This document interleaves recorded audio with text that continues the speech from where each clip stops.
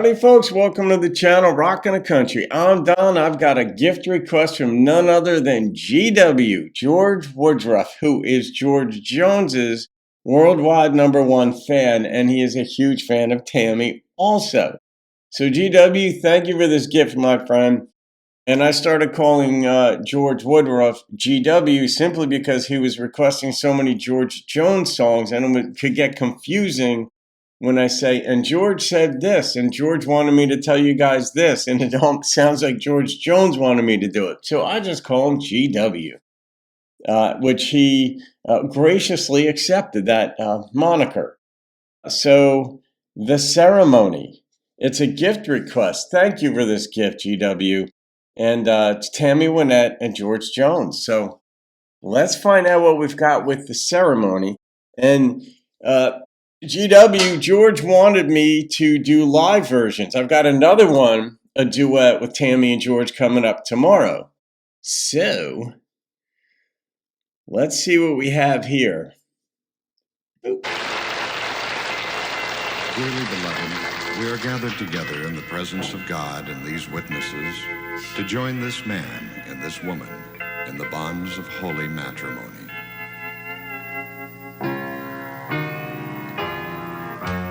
Do you, Tammy, take this man, George, to be your lawfully wedded husband, to love and to cherish until death do you part? Yes, I'll take this man, and by him I'll stand. I promise that we'll never part. To him I'll be true. There'll be no one new. I promise till death do us part. All right, why does she look so pained singing this song? I don't know at what point this was recorded, because they were married for like 5 or 6 years, and like in the early 70s and late 60s, early 70s, and she looks like she's in pain here. All right, let's keep going. This is fascinating. And do you, George, take this woman, Tammy, to be your lawfully wedded wife, to love and to cherish until death do you part? Yes, I'll take this woman. She'll be mine forever, and I'll love her with all of my heart. To have and to hold, my love won't grow cold. I promise till death do us part. Yes, we take each other from this day forward, together in sickness or health. She looks angry. United with love, we'll face life together. If we're poor or if we have wealth,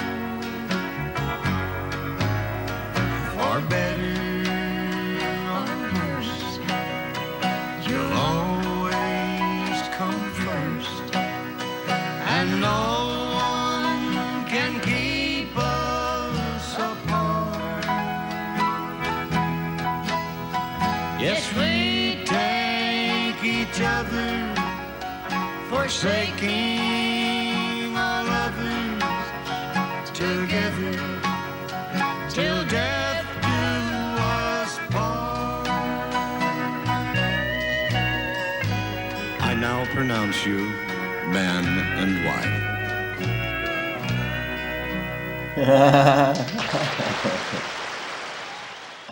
Okay.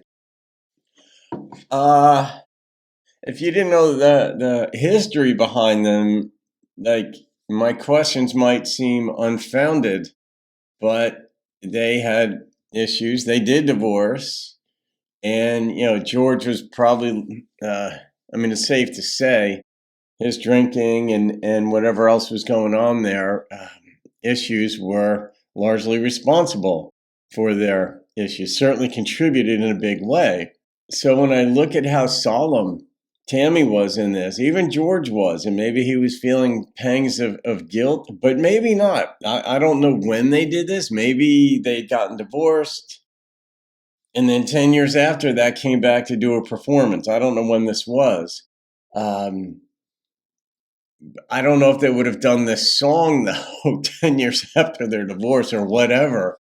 So anyway, it's a beautiful song. I'm going to be officiating my friend Craig's daughter's wedding coming up next year. And it's the third wedding I'll have officiated in my time. And it's an honor for me anytime I'm asked to do this. But I'm looking at this. I'm like, yeah, the promises we make, because I'm divorced too, so I have personal experience with this.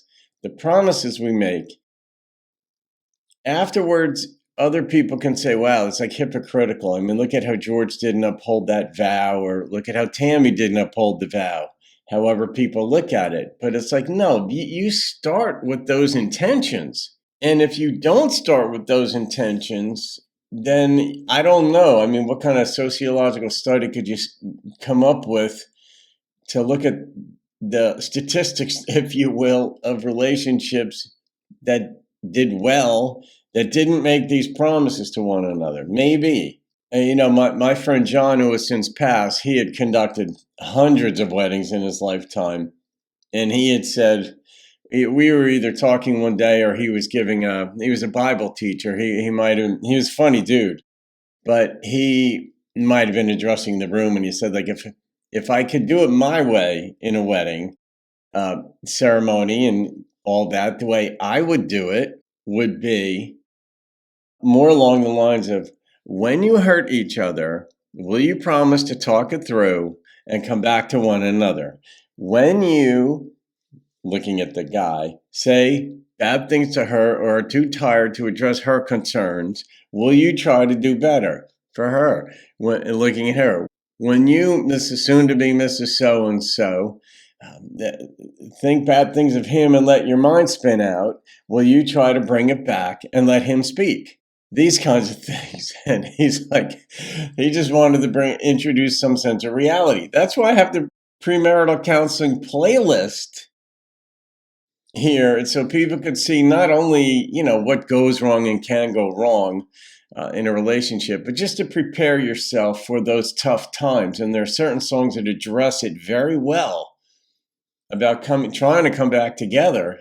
If both people want that, it takes both people to want that. And if one of them just says, no, I don't, I'm done, I'm out, there's nothing you can do about that. Then everybody has the right to walk.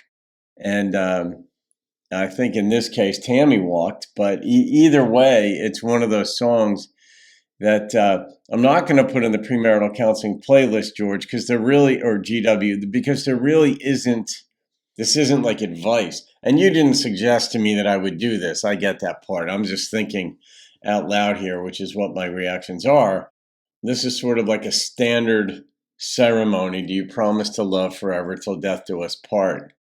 And, you got to give the old college try. Even if you didn't go to college, you still got to give it a shot. And if it doesn't work, it doesn't work.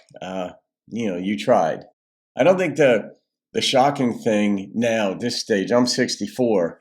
I don't think the shocking thing is that 50% of marriages end in divorce, first marriages. I think it's like 70% of second marriages end in divorce. I think the shocking thing is that 50% of marriages stay together. Because it's very difficult to be with one person in one room or one home for a long time. But there's got to be a certain softening in the heart through it.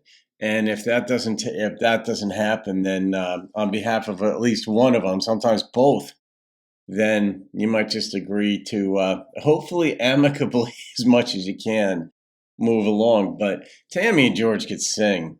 But I don't know if I was inferring the wrong thing. You guys can let me know if you have more backstory on this. Maybe GW, you've got that. But Tammy really did look like she was in pain singing this. But performers do what performers do. They keep performing. So, all right, guys. Oh, I got to rate this one. Okay. It was real. The number that popped into my head was an 8.8. It was very simple. Obviously, it wasn't creative because it really was just taken from a standard wedding ceremony and very simple instrumentation and all that. But it got me going because of the two of them and their history. So there you go. All right, guys. Hope you enjoyed that. Have a great day. See you on another video and keep rocking the country. Yes, we